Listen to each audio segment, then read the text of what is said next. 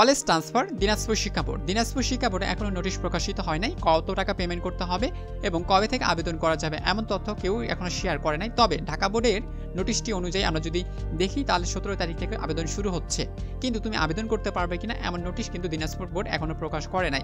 So যাই হোক, তুমি কিভাবে আবেদন করবে, কত টাকা তোমাকে পেমেন্ট করতে হবে এই নিয়ে তোমাদের অবশ্যই একটা ভিডিওর প্রয়োজন রয়েছে। এই জন্য তোমাদের এই ভিডিওটি আমি দিয়ে দিচ্ছি। আমি কিছু কাজের জন্য বাইরে যাব, আর এই জন্য তোমাদের র ফুটেজটা আমি দিয়ে দেবো, অর্থাৎ কোনো ধরনের এডিট করবো না, শুধুমাত্র কাজগুলো দেখে দেবো। তুমি কিভাবে আবেদন করবে, কি কি করতে হবে, সকল তথ্য তুমি এই ভিডিওর মাধ্যমে জানতে পারবে। সো তুমি যদি নতুন হয়ে থাকো তাহলে অবশ্যই চ্যানেলটি সাবস্ক্রাইব করে পাশে থাকা যে বেলটি রয়েছে বাজিয়ে দিবে, এতে করে সকল ধরনের আপডেট তোমাদের কাছে সবার আগে পৌঁছে যাবে।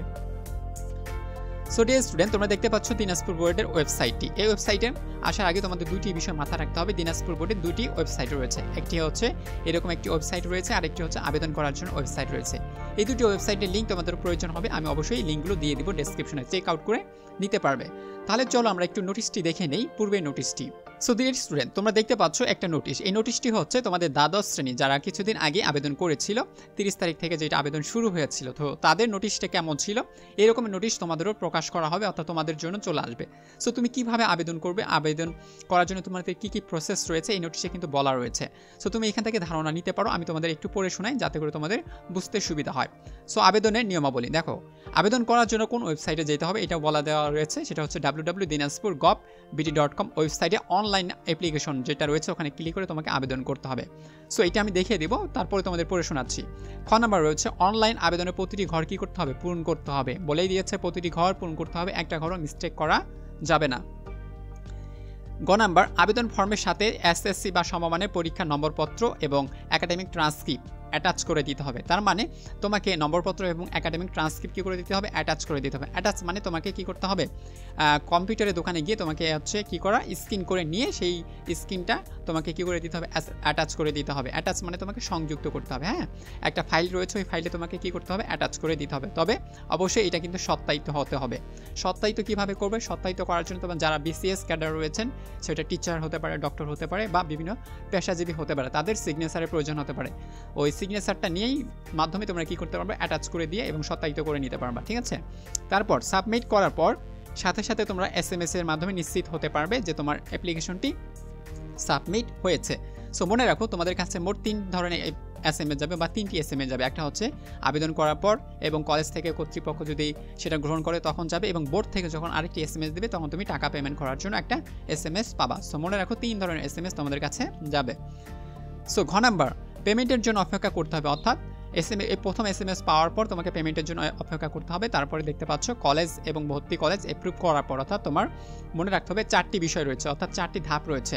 তুমি যে কলেজে রয়েছো সেই কলেজ থেকে ট্রান্সফার নিতে যাচ্ছ, সেই কলেজ অ্যাকসেপ্ট করলে তোমাকে একটা অ্যাপ্রুভ দিবে। তারা হচ্ছে তোমার যে কলেজে নতুন রয়েছো সেই কলেজে যাবা, সেই কলেজের কাছে তারা পাঠাই দিবে। সেই কলেজ যদি অ্যাকসেপ্ট করে তারা কি করবে, সেই তথ্যটা আবার বোর্ডের কাছে পাঠিয়ে দিবে। বোর্ড যদি অ্যাকসেপ্ট করে তারপরে তোমাকে আরেকটি এসএমএস এর মাধ্যমে জানিয়ে দেওয়া হবে যে বোর্ড অ্যাকসেপ্ট করেছে। তখন তুমি কি করবা, পেমেন্টের জন্য একটা এসএমএস পাবা, তখন পেমেন্ট করে দিবা। সো পেমেন্ট কিভাবে করবা সেটা হচ্ছে সোনালী ব্যাংক সেবার মাধ্যমে এবং মোবাইল ব্যাংকের মাধ্যমে তোমাকে করতে হবে। ঠিক আছে, সেটা সোনালী সেবার মধ্যে মোবাইল ব্যাংক হচ্ছে বিকাশ, নগদ, রকেট এবং কার্ডের মাধ্যমে তুমি কিন্তু পেমেন্ট করতে পারবা।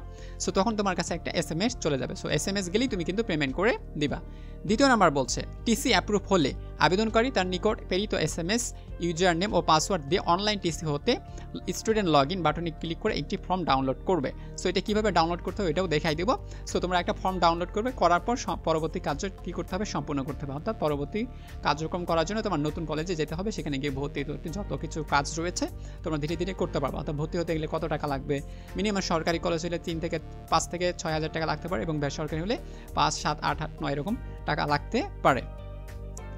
সো ডিয়ার স্টুডেন্ট, এটা ছিল প্রতিষ্ঠানের করণীয়, এটা তোমাদের দেখার প্রয়োজন নেই। তবে মনে রাখো তোমাদের এই কাজগুলো করতে হবে। তারপর আরেকটা নোটিশ তোমাদের দেখায়, এটা দেখলে তোমাদের অনেকটা সুবিধা হবে। বিষয়টা হচ্ছে দেখো ছাড়পত্রের জন্য তোমাকে অবশ্যই ন্যূনতম কী করতে হবে, জিপিএ পূরণ করতে হবে। জিপিএ যদি কম থাকে তাহলে তুমি আবেদন করতে পারবে না। তার মানে তোমার যে কলেজে যেতে চাচ্ছ সেই কলেজে যদি যতটুকু আবেদন করার জন্য জিপিএর প্রয়োজন তোমার অতটুকু জিপিএ থাকতে হবে, তাছাড়া আবেদন করতে পারবে না। আসন ফাঁকা থাকতে হবে, যদি কলেজে আসন ফাঁকা না থাকে তাহলে তুমি আবেদন করলেও সেই আবেদনটা রিজেক্ট হয়ে যাবে। এজন্য তুমি যে কলেজে আবেদন করবে সেই কলেজে যেন অবশ্যই ফাঁকা সিট থাকে। ঠিক আছে, তারপরে গ নাম্বারে বলছে বিষয় মিল থাকতে হবে। এখানে দেখো বিষয়ের মিল থাকতে হবে, শুধুমাত্র বিষয় যাদের মিল রয়েছে তারাই শুধু অ্যাকসেপ্ট করবে, অর্থাৎ সুপারিশ পাবে পরবর্তী কলেজে যাওয়ার জন্য। কিন্তু যাদের বিষয় মিল থাকবে না তারা কিন্তু কোনোভাবেই অ্যাকসেপ্ট করবে না, বা তোমার অ্যাপ্লিকেশনটা তারা কী করে দেবে, রিজেক্ট করে দেবে। সো এই বিষয়গুলো অবশ্যই মাথায় রাখবা, ঠিক আছে। এবং দেখো এগুলো কিন্তু তোমাদের নিয়মগুলো বলে দিয়েছে। তারপর আরও কিছু নিয়ম রয়েছে এখানে যেগুলো আমি পড়তে চাচ্ছিলাম না, তারপর একটু দেখাই দিচ্ছি। দেখো, শিক্ষার্থীর মূল কলেজ থেকে অবশ্যই রেজিস্ট্রেশন কমপ্লিট করতে হবে, অর্থাৎ তুমি যে কলেজে বর্তমানে পড়াশোনা করছো সেই কলেজ থেকে তোমাকে রেজিস্ট্রেশন কমপ্লিট করতে হবে, অন্য কলেজে গিয়ে তুমি রেজিস্ট্রেশন করতে পারবে না। অনিয়মিত শিক্ষার্থীর ক্ষেত্রে কলেজ পরিবর্তন করার কোনো সুযোগ নেই বা অনুমতি তারা দিবে না। তারপরে শিক্ষাবর্ষের শুরুতে বোর্ড কর্তৃক নির্ধারিত আসন খালি বা থাকা সত্ত্বে সাপেক্ষে ছাড়পত্রের মাধ্যমে ভর্তি করানো যাবে। ছাড়পত্রের মাধ্যমে কোনোভাবেই আসন সংখ্যার অতিরিক্ত শিক্ষার্থী ভর্তি করানো যাবে না। তার মানে তুমি কোনোভাবে যদি কোনো একটি কলেজে ভর্তি হতে চাও, কিন্তু সেই কলেজে যদি আসন সংখ্যা ফাঁকা না থাকে, তুমি জোরপূর্বক বা কোনোভাবে ভর্তি হয়েছ, সেটার কিন্তু দায়ভার তারা নেবে না এবং তারা কিন্তু এটাকে রিজেক্ট করে দিবে। সো আরও কিছু শর্ত রয়েছে, এগুলো আমি এখন পড়াচ্ছি না, জাস্ট কয়েকটি নিয়মগুলো দেখে দিচ্ছি। আবেদন করার জন্য তোমাদের 1000 টাকা হয়তো বা দিতে হতে পারে, এটা কিন্তু যারা কয়েকদিন আগে আবেদন করেছে দ্বাদশ শ্রেণীর তাদের দেওয়া হয়েছে। সো তোমাদের ক্ষেত্রেও এরকম 1000 টাকা আসতে পারে, সেই 1000 টাকা তোমাকে অবশ্যই সোনালী ব্যাংকের সেবার মাধ্যমে তাকে পেমেন্ট করে দিতে হবে। 11 নম্বর বলছে, আদেশ, বোর্ড যখন তোমাকে আদেশ করবে যে এখন থেকে তুমি ট্রান্সফার নিতে পারবে বা তোমার অ্যাকসেপ্ট হয়ে গেছে, তখন 15 দিনের মতো সময় থাকবে। ওই 15 দিনের মধ্যে তোমাকে কিন্তু পরবর্তী কার্যক্রমগুলো কী করে নিতে হবে, সম্পূর্ণ করে নিতে হবে।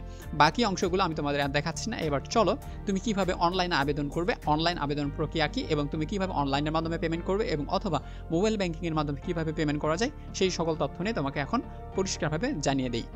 সরি স্টুডেন্ট, দেখতে পাচ্ছ দিনাজপুর বোর্ডের ওয়েবসাইটে চলে আসলাম। এই ওয়েবসাইটে এসে কোনো কাজ নেই, এখানে শুধু ফর্মই দেখা যায় বা বিভিন্ন তথ্য দেখা যায় বা বিভিন্ন নোটিশ দেখা যায়। তাহলে আমরা কোন ওয়েবসাইটে যাব? এই ওয়েবসাইটের লিঙ্কটিও অবশ্যই ডেসক্রিপশনে দেওয়া থাকবে, তুমি সেখান থেকে চেক আউট করে নিতে পারবে।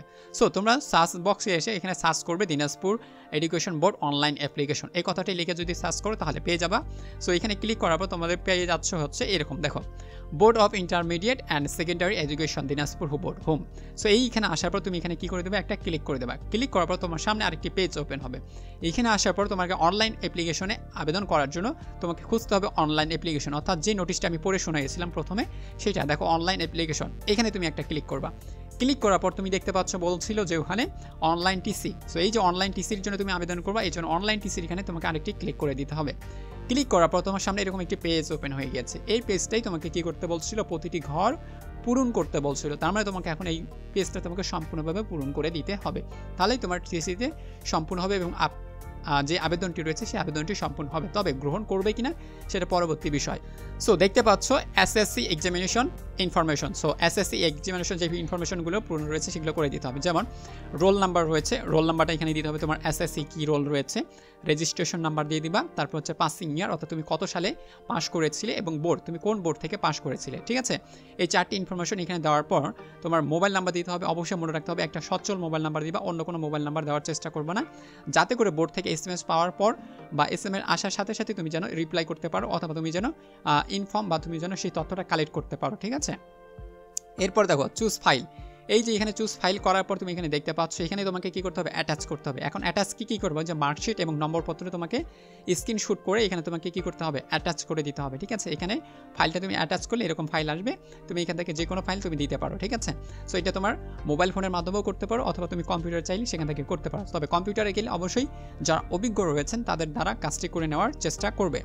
এরপর রয়েছে সিজিপিএ, অর্থাৎ তোমার জিপিএ কত ছিল সেটা দেওয়ার চেষ্টা করবে, তাহলেই হয়ে যাচ্ছে আমাদের প্রথম অংশ, ঠিক আছে। তারপরে হচ্ছে বোর্ড রয়েছে, বোর্ড দিবা। তারপর হচ্ছে অ্যাপ্লিকেশন নেম, অর্থাৎ তোমার নাম কি রয়েছে, তোমার ফাদার্স নেম এবং তোমার হচ্ছে মাদার্স নেম দিয়ে দিবা।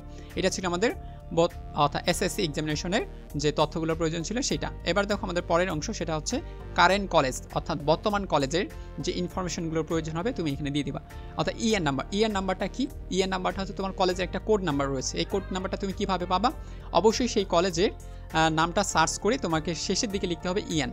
অর্থাৎ তুমি যদি এখানে কোনোভাবে তোমার কলেজের নামটা লিখো, ধরো এরকম করে আমি লিখলাম, লেখার পর লিখতে হবে ইএন, ঠিক আছে, EIN। এই নাম্বারটা লিখলেই তুমি যদি সার্চ করো তাহলে তোমার কাছে সেটা চলে আসবে, ঠিক আছে। সো এইটা চলে আসলো। তারপর হচ্ছে কলেজ নেম, তোমার কলেজের নামটা দিবা। তারপরে পোস্ট অফিস, সেই কলেজটা কোন পোস্ট অফিসে অবস্থিত রয়েছে, উপজেলা দিবা। তারপরে ডিস্ট্রিক্ট দিবা। তারপর হচ্ছে গ্রুপ, তুমি কোন গ্রুপ থেকে রয়েছো, বর্তমানে পড়াশোনা করছো। তারপরে ক্লাস, তুমি কোন ক্লাসে রয়েছো, দ্বাদশ, একাদশ। তো এটা তো একাদশ, তো একাদশ। রোল নাম্বার দিবা এবং হচ্ছে সেশন দিবা, তুমি কোন সেশনে রয়েছো, 24-25 না 23-24, সেই সেশনগুলো দিয়ে দিবা, ঠিক আছে। সো এটা গেল আমাদের বর্তমান কলেজে ইনফরমেশন। এবার চলো আমরা দেখে নেই, সেটা হচ্ছে কলেজ অ্যাডমিশন। তুমি যে কলেজে এখন যেতে চাচ্ছ পরবর্তী সময় সেটার নাম হতে হবে, তার মানে এখানে ইয়ান অর্থাৎ আগের মতো ইয়ান দিতে হবে। সেই কলেজের নাম লিখবা, লিখে শেষের দিকে ইয়ান দিয়ে সার্চ করবা, তাহলেই সে একটা কোড দেবে, ওই কোডটা এখানে বসাই দিতে হবে। তারপরে কলেজ কোড থাকে, ওই কলেজ কোডও দিতে হবে এবং হচ্ছে কলেজ নেম দিতে হবে।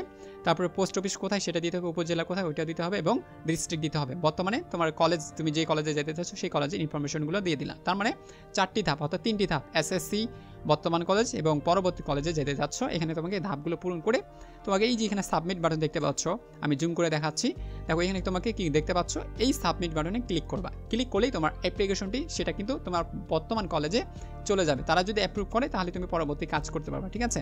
দেন তুমি এখানে স্টুডেন্ট লগ ইন আছে, এখানে ক্লিক করবা। ক্লিক করার পর তোমার ইউজার আইডি অর্থাৎ একটা নেম তৈরি করবা, পাসওয়ার্ড তৈরি করবা এবং রিমেম্বার, যদি তারা মোবাইল থেকে কাজ করবা রিমেম্বার দিলে সেই পাসওয়ার্ড এবং লগ ইনটা কী হবে, অ্যাকসেপ্ট হয়ে যাবে, ঠিক আছে। আর যদি যারা কম্পিউটার থেকে করবা এখানে দেওয়ার দরকার নেই। তারপরে সাইন ইন করে দেবা।